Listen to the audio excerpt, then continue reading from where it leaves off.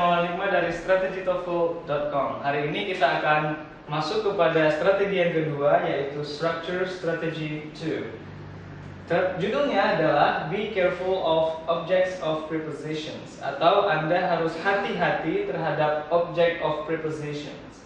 Apa maksudnya? Let's get started. Dalam bahasa Inggris ada satu nama dalam grammar yang disebut dengan prepositions. Prepositions itu adalah contohnya seperti in, on, at, of, by, behind, etc. dan lain-lain. Ada banyak sekali prepositions dalam bahasa Inggris.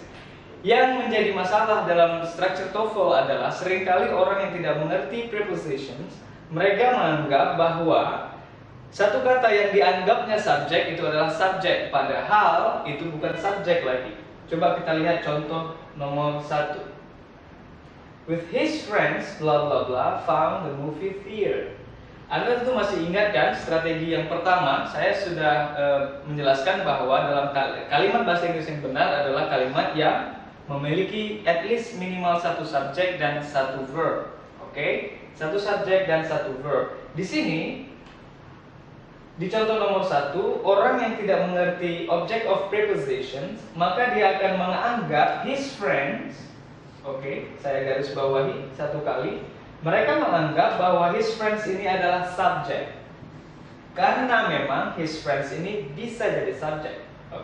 Dan found ini adalah verb atau predicate-nya. Padahal inilah yang dimaksud dengan strategi kita yang kedua. Anda harus hati-hati apabila ada satu subjek yang memiliki salah satu preposisi dalam bahasa Inggris atau preposition dalam bahasa Inggris, maka dia batal jadi subjek.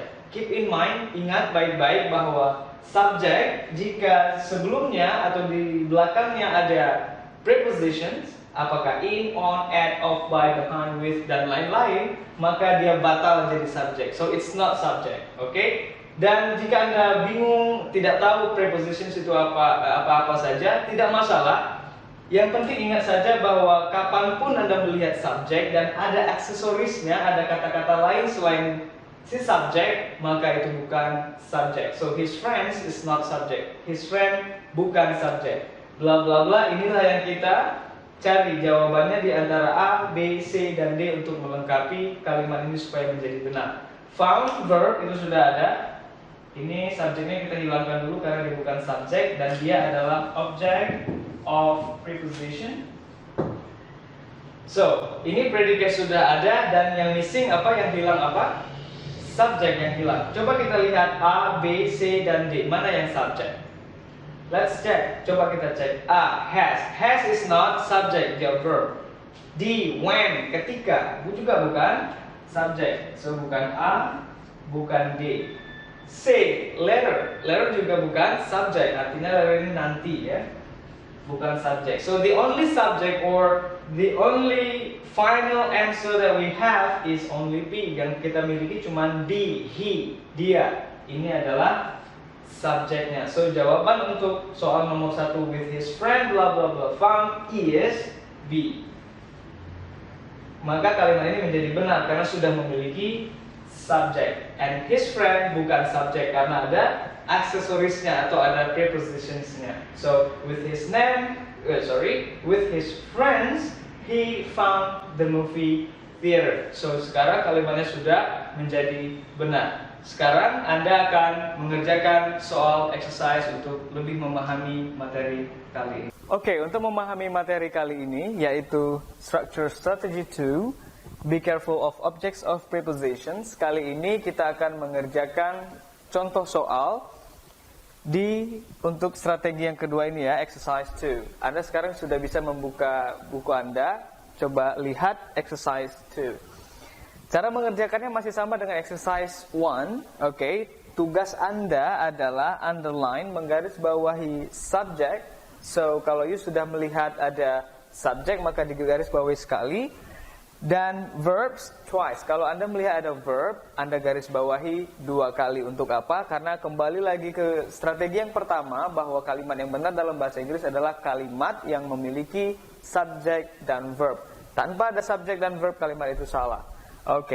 Tambahannya saja di exercise 2 ini adalah Anda harus hati-hati dengan kata-kata yang mungkin Anda pikir itu subjek, padahal itu bukan subjek. Oke? Coba sekarang kita lihat 2 contoh. Yang pertama, the interviews by radio broadcasters were carried live by the station. Oke, tugas kita tadi apa? Garis bawahi subjek dan verb kalau ada ya. The interviews. Oke, ini subjek. Kita garis bawahi sekali. By radio broadcasters were. Kita garis bawahi 2 kali. So, subjeknya ada, oke, dan verbnya ada. So, the interviews by radio broadcasters were carried live by the station. Correct atau incorrect? Yes, that's right. It's correct. Kalimat ini sudah benar karena sudah memiliki subjek dan verb. Itu soal nomor 1. Anda paham ya? Yang kedua, in the last possible moment before take-off, took his seat in the airplane. Oke, sebelum kita menentukan apakah contoh atau kalimat nomor 2 ini benar atau salah, sekarang kita cek dulu subject verb existence-nya. Ada nggak subjek dan verbnya? Oke, hati-hati jangan terjebak dengan object of prepositions ya. Oke, in the last possible moment, ini bisa tidak jadi subjek? No, tidak bisa. Kenapa? Karena ada in di sini, maka the last possible moment dia tidak bisa jadi subjek. Again, kita lihat take off. Take off bisa jadi subjek? Bisa. Kalau tidak ada before-nya. Again, take off juga bukan subjek. So, kita lihat selanjutnya ada took di sini. Took adalah verb to atau bentuk kedua dari kata kerja take, mengambil. So, this is verb. Verbnya ada. Biasanya kalimat yang jika Anda lihat langsung tiba-tiba ada verb dan sebelumnya Anda tidak menemukan subjek, otomatis kalimat itu tidak memiliki subjek. Jadi dalam kalimat nomor 2 ini, kalimat ini tidak memiliki subjek tapi memiliki verb. Pertanyaannya adalah, is the sentence correct or incorrect? Benar atau salah? Salah kalimatnya. Kenapa? Missing subject. Tidak ada subjeknya. The last possible moment bukan subjeknya karena ada in, object of preposition. Take off bukan subjek karena ada before, object of preposition. Dan langsung ada verb tanpa ada subject. So that's why nomor 2, yang number 2 itu incorrect. Oke? Dan nomor 1 tadi correct, ya. Alright, sudah selesai, sudah paham. Sekarang tugas Anda lanjutkan mengerjakan soal nomor 3 hingga nomor 10.